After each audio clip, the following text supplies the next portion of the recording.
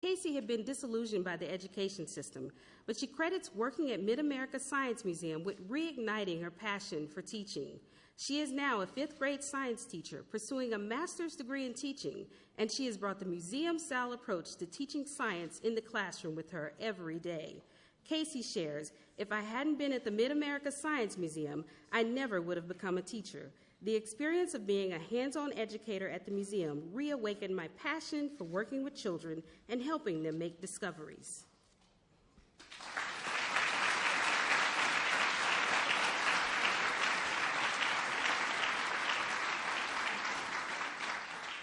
North Carolina State University Libraries of Raleigh, North Carolina, serves as a gateway to knowledge for the local community and its partners. Accepting the award for North Carolina State University Libraries are Vice Provost and Executive Director of Libraries Susan Nutter and community member Marcia Gordon.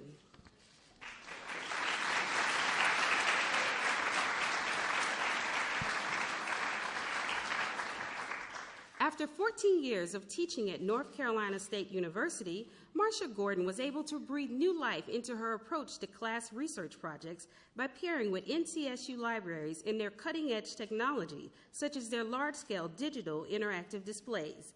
NCSU's new Hunt Library resources and staff emboldened her to begin assigning multimedia projects to her film studies graduate classes. For the Shooting Wars project, students brought moving images, archival material, audio, and text to the screen for an engaging presentation about the nature of American military conflicts. The project provided an amazing learning experience for the greater university and public audiences. She is now on her 5th multimedia project working with the librarian and its resources. Marcia says, "The North Carolina State University Libraries have really thought about what it means to be a 21st century library. It's a perfect combination of offerings that help students learn and express intellectual and creative flexibility."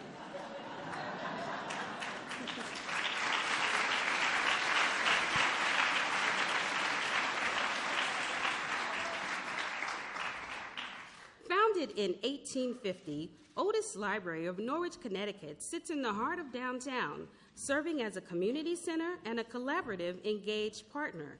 Accepting the award for Otis Library are Executive Director Bob Farwell and community member Bassem Gayed.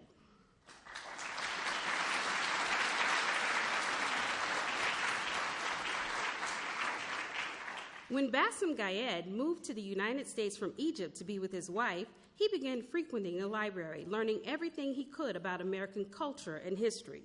He credits the library's free comprehensive citizenship resources with preparing him for the test to become a U.S. citizen. Bassem also took a reference desk job at the library, working with people a few hours a week, and after several years was appointed the Multicultural Services Coordinator.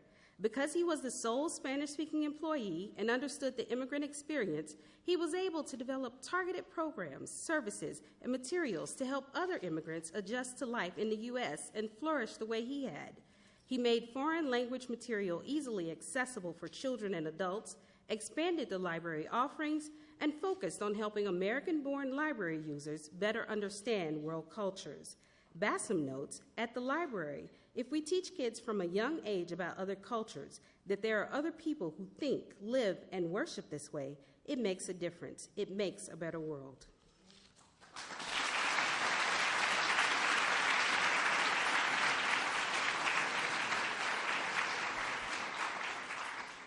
Santa Ana Public Library of Santa Ana, California, has served the community for 125 years, supporting the area's large immigrant population and bridging the digital divide.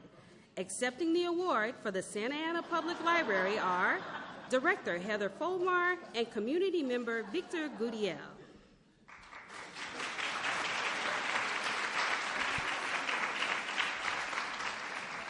When his family was homeless, Victor Gutiel's trip to Santa Ana Public Library for a youth group introduced him to a special community. From that night on, he was hooked on the library, soon going almost every day after school, befriending the kind library staff and taking a part-time job there for the duration of high school. The library encouraged him to try new things, helped with his homework, and was vital in showing him how to apply for college and financial aid. Participating in the library's Seed to Trees digital media, which teaches digital literacy, Victor discovered his passion for film production.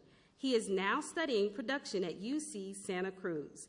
Victor says, "I didn't think I was going to go to college. That wasn't a reality until I started coming to the library. It exposed me to a lot of things and what I want to do with my life."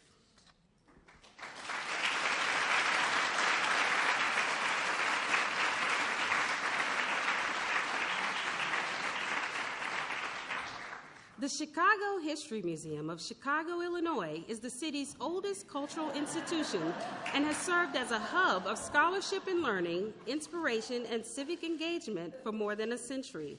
Accepting the award for the Chicago History Museum are President Gary T. Johnson and community member Joyce Chu.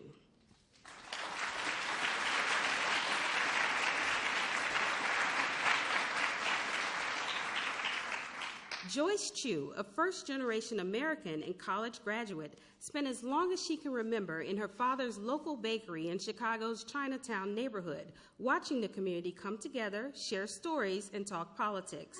The culture of Chinatown, particularly the strong connection between the Chinese community and food, was brought to life when the Chicago History Museum interviewed her and her father for the My Chinatown exhibit, spotlighting local Chinese Chicagoans. The exhibit gave her a unique lens into her own family's history while helping others in Chicago better understand the culture and heritage of the Chinese community.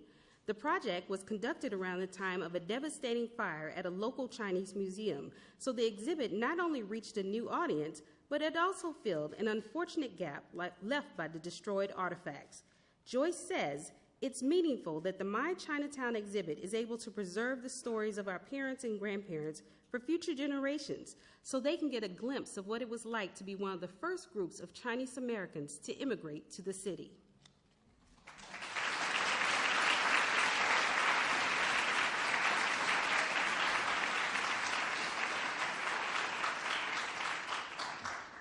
Tamaqua Museum of Exeter, Rhode Island is the state's only Native American museum, empowering indigenous people and serving as a bridge to promote better understanding of the Native community's needs, history, and culture. Accepting the award for Tamaqua Museum are Executive Director Loren Spears and community member Christian Hopkins.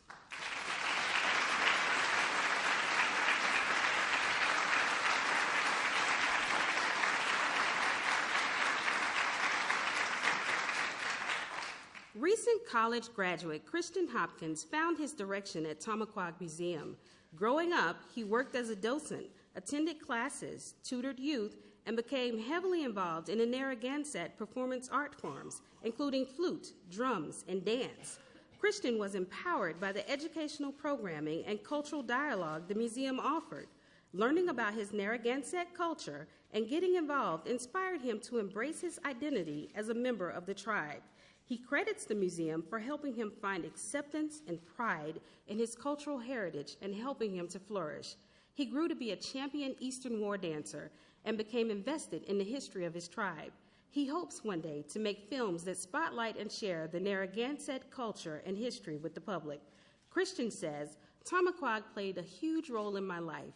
It instilled a strong sense of pride, and without it, I wouldn't be on the course I am, graduated from college and looking at graduate school."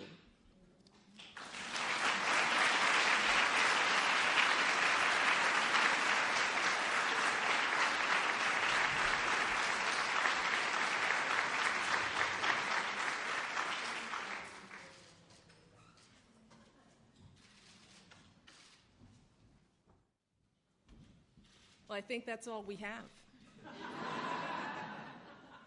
But for my final ceremony with you all, it has just been a great pleasure to get to know you, to get to know your institutions, to be able to shine a big, bright light on the work that you do, and the amazing community members whose stories really bring home the impact and relevance that you have on so many. So I just urge you all to keep up the great work.